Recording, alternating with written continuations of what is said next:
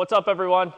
Today we're going to tell you a little bit about the different kinds of edging that we put down or put in the most frequently each season. So before we talk about the specific materials that we use for that edging, I'll get started with the first part of the edging process. Once we've marked out where the edging is going to go for a customer, we bring a certain specific type of machine in, and that's called a bed edger.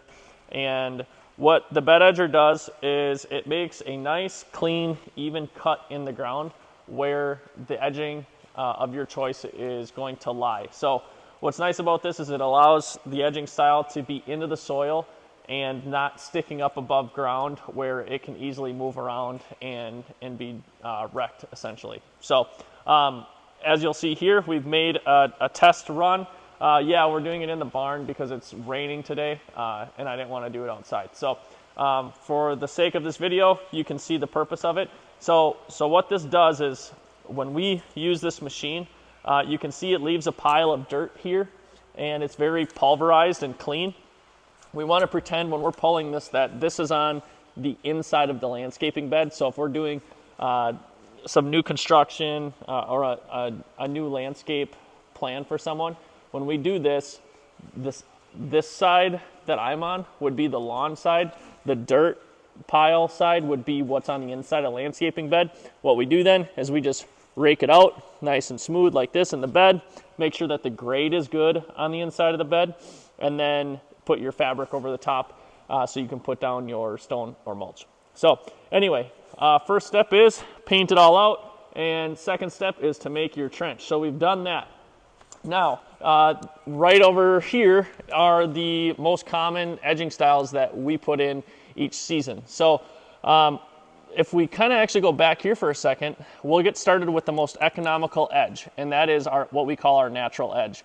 And it's what you see here. So I really only like to do this if it's a mulch application, but you can allow this trench right here to be your edge and keep the mulch out of your grass. Again, we rake this out nice and smooth, like so, round this edge off here, and then the mulch fills in this area and falls down into here. Your lawnmower blade goes over the top of it, and you don't have to worry about having the mulch get all over in the lawn. So that's our most economical form of edging, called natural edging. There's no material in it. It's just the trench itself, and then what the mulch falls into there. The next step up on the price scale would be your plastic edging. We use a commercial grade plastic edging. This is better than what you're going to get at the box stores. And this is a pretty simple edging to install. It does a good job of keeping the rhizomes out from the landscape bed, and it also does a good job of keeping the material in the landscaping bed versus in the lawn. This is pretty simple. You've got the trench made. The edging goes down like so. There are stakes that come with this that go in every 4 to 5 feet. They're about 6, I believe they're 6-inch stakes, so they work really, really well. And again, they just hold this down in here. As you can see, the outside of this then is nice and flush with the ground. All you really see is the top round part of this edging. So that's how that goes in. There's connectors, pieces, all that. So this is a good one, just a good economical option. We put a lot of this stuff in. And what makes or breaks this stuff being successful is this trench. If you try to do it up on top of the lawn, it is not going to work well. You're going to hit it and it's going to break. If it's down into the ground, it's secure. Less likely it's going to get run over or beat up with the mower or trimmer, and it'll last longer. Thanks for video bombing this, Chase. So we'll put this back. The next option that we have is an aluminum edging. So very similar to the plastic edging. It's obviously aluminum though, so it's a bit more sturdy. It's a skinnier piece of material, so you really don't see much of it like you would with the plastic edging. I think it gives a really nice sharp look, and it's something that you can actually take an edger to keep really sharp lines if that is something you wanted to do with your landscaping and grass line there. Goes in the same way. Pop it down in the trench. There are stakes that hold it in, and away you go.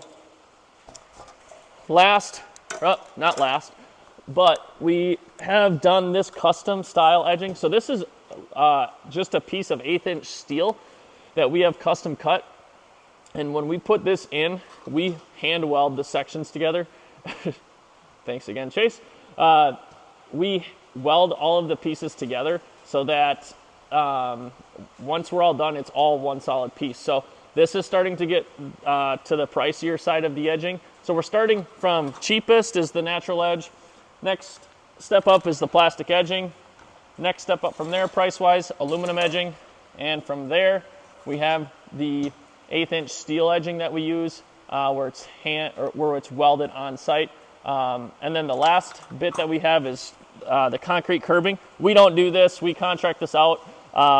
It's a really cool process to see how this works, but it's strong and it does a really good job at keeping what's in your landscaping bed in the bed and keeping the grass out.